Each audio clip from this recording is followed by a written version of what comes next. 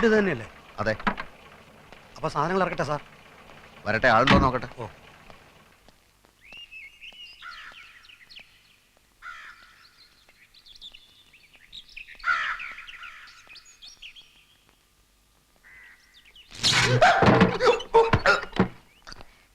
ആരാ?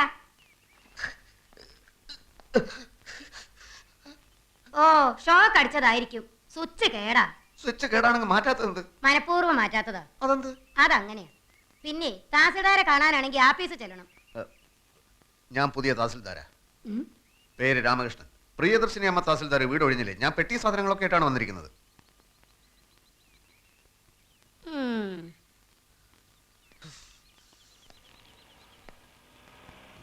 പെട്ടികൾ ഇറക്കട്ടെ സാർ? ഞാൻ പറയാടോ. ഓ. വീട് ഒഴിപ്പിക്കാൻ വന്ന മഹാനാരാ? ഞാനാ ഇപ്പോഴും ഇവിടുത്തെ തഹസിൽദാർ. പ്രിയദർശിനി അമ്മ? അമ്മയും ചേച്ചിയൊന്നുമല്ല. യെസ്, പ്രിയദർശിനി. മേഡം ഇത്ര ചെറുപ്പാണെന്ന് ഞാൻ അറിഞ്ഞില്ല. അതിവിടെ പ്രസക്തമായ ഒരു കാര്യമില്ല. തൽക്കാലം ചാർജ് ഒഴിയാൻ ഞാൻ തീരുമാനിച്ചിട്ടില്ല. അതുപോലെ തന്നെ ഈ വീടും. എന്നെ ഇവിടെ പോസ്റ്റ് ചെയ്തിരിക്കുകയാണ് മേഡം.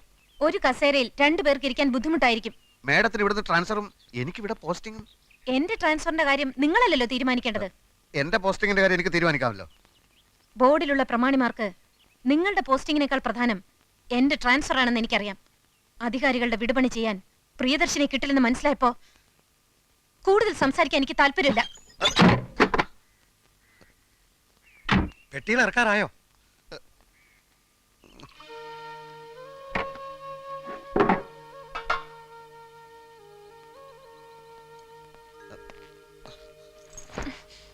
ഒരേ ഡിപ്പാർട്ട്മെന്റിൽ ജോലി ചെയ്യുന്ന ഒരു സഹജീവിയാണ് ഞാനെന്നുള്ള പരിഗണന വേണ്ട.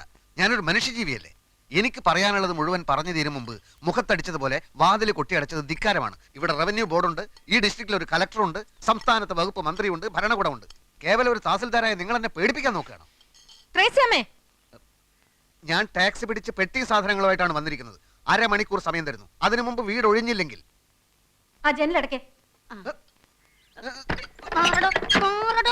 ജനലടക്കം ഞാൻ സമ്മതിക്കില്ല. മര്യാദക്ക് വീട് ഒഴിയുന്നത് നല്ലത്.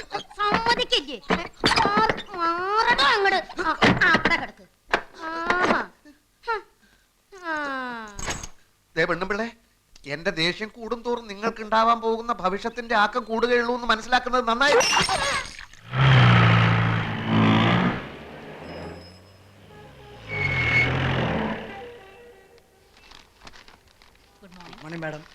ആ തങ്കപ്പമ്പിള്ള വന്നോ? വരാറായി.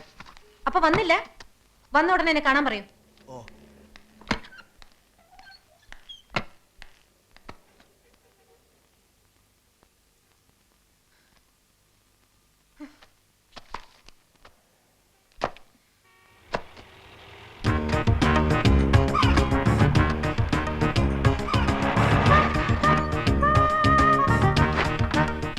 പെട്ടിയും സാധനങ്ങൾ ഇറക്കട്ടെ സാർ?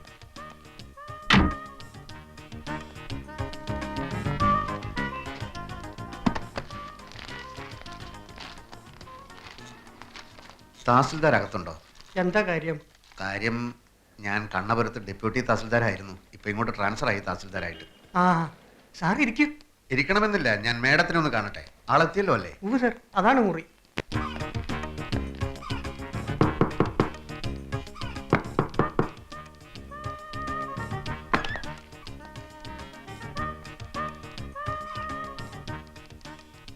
ഞാൻ മാപ്പ് പറയാൻ വന്നതാണ്.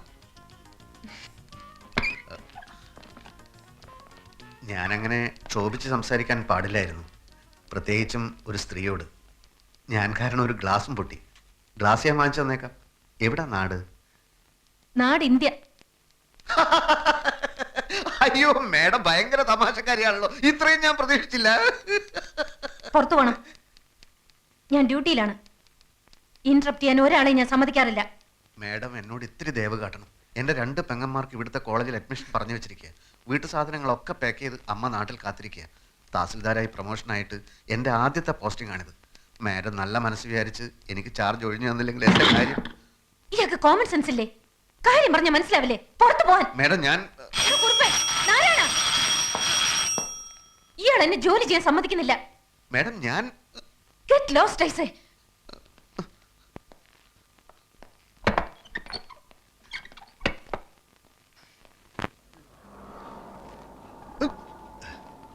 പെട്ടിയും സാധനങ്ങളൊക്കെ ഇറക്കട്ടെ സാർ. ഇയാൾ പെട്ടിയ സാധനങ്ങളൊക്കെ തീയിലിട്ട് ചുടറോ?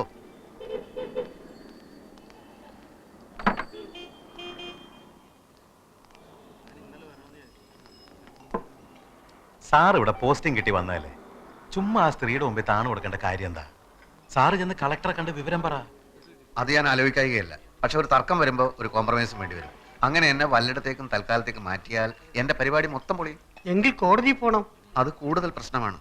ഒരു വിധി കിട്ടാൻ കാലതാമസം വന്നാൽ എന്റെ സിസ്റ്റേഴ്സിന് ഇവിടുത്തെ കോളേജിൽ അഡ്മിഷന് പറഞ്ഞിരിക്കുക. ഈ വന്യജീവിയെ ആക്രമിക്കാതെ കീഴടക്കാൻ പാടാ സാറേ. കീഴ്ജീവനക്കാരൊക്കെ അവരുടെ വീട്ടുജോലിക്കാരാന്നാ വിചാരം. കീഴ് ജീവനക്കാരുടെ കാര്യം പോട്ടെ, കളക്ടർ പറഞ്ഞാലും മന്ത്രിമാരിടപെട്ടാലും ഇവർക്ക് തോന്നുന്ന മട്ടിലെ കാര്യങ്ങൾ ചെയ്യും. കഴിഞ്ഞ ആഴ്ച റവന്യൂ റിക്കവറി കേസ് ഉണ്ടായിരുന്നു. തിരി സാവകാശം കൊടുക്കണമെന്നും പറഞ്ഞ് പല ഭാഗത്തുനിന്നും വിളി വന്നതാ. അനുസരിച്ചില്ല.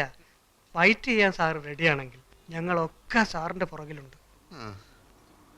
ഈ സത്വം ഏത് നാട്ടുകാരിയാ? ഒരു സൗഹൃദ സംഭാഷണത്തിന് സൗകര്യം കിട്ടിയാലല്ലേ അതൊക്കെ അറിയാൻ നോക്കൂ. എന്തായാലും എനിക്കിവിടെ തന്നെ പോസ്റ്റിംഗ് കിട്ടിയേ പറ്റൂ. കാര്യങ്ങൾ ശരിയാവുന്നത് വരെ ഒന്ന് കയറി താമസിക്കാൻ ഒരു സ്ഥലം കിട്ടിയാൽ നന്നായിരുന്നു. സ്ഥലമൊക്കെ കണ്ടുപിടിക്കാം. പക്ഷെ ആ സ്ത്രീയെ ഇവിടുന്ന് കെട്ടുകെട്ടിക്കുന്ന കാര്യത്തിൽ സാർ ഒരു വിട്ടുവീഴ്ചയും കാണിക്കരുത്.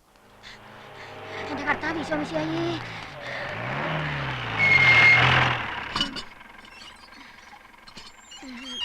ഒരു കാര്യം തന്നെ പലതവണ പറയണോ? എങ്കിൽ പറയാം. ഞാൻ ഓഫീസിൽ നിന്ന് വരുമ്പോ സാധനങ്ങൾ വാങ്ങിച്ച് ഗേറ്റിൽ കാത്തു നിൽക്കണം. മനസ്സിലായോ? ഞാൻ നേരത്തെ വീട്ടിൽ നിന്ന് ഇറങ്ങിയതാ സാറേ. പലചരക്ക് കടയിൽ നല്ല തിരക്ക്.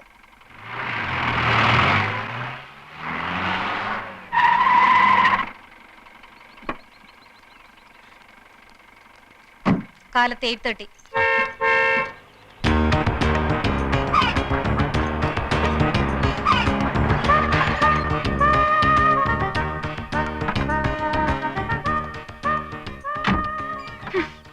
പെട്ടികൾ ഇറക്കേണ്ട ആവശ്യമില്ലല്ലോ സാർ. ഇറക്കണോ പെട്ടികള്?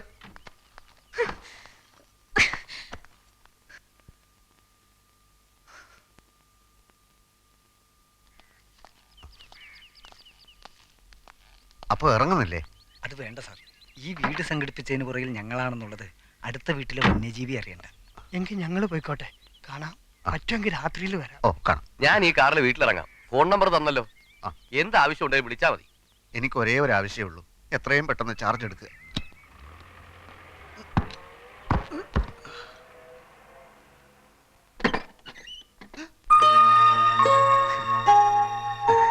എന്റെ ഭാഗ്യത്തിന് ഇങ്ങനൊരു വീട് ഒത്തു കിട്ടി. മാഡത്തിന് എപ്പോഴെങ്കിലും ആ വീട് ഒഴിയാൻ തോന്നിയാൽ ഇവിടെ ആവുമ്പോ എനിക്ക് എന്റെ പെട്ടി സാധനങ്ങൾ എടുത്ത് എളുപ്പത്തിൽ അങ്ങോട്ട് കയറാമല്ലോ. ആ, അത് നേരാ. പക്ഷെ ഞാൻ മരിച്ചു കഴിയുമ്പോഴായിരിക്കും ഇയാളുടെ പെട്ടി സാധനങ്ങളുമായിട്ട് ഇങ്ങോട്ട് കയറുന്നത്.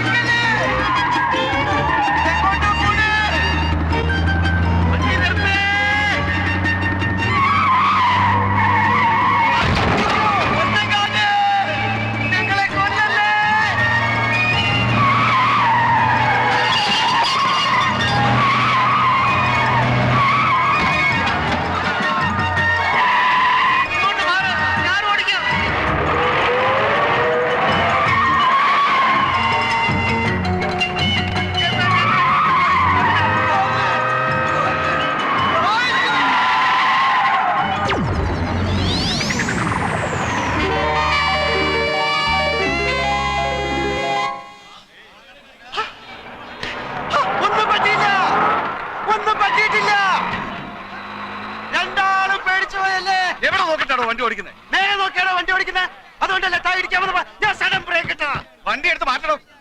ആജ്ഞാപിക്കരുത്, അപേക്ഷിക്കും.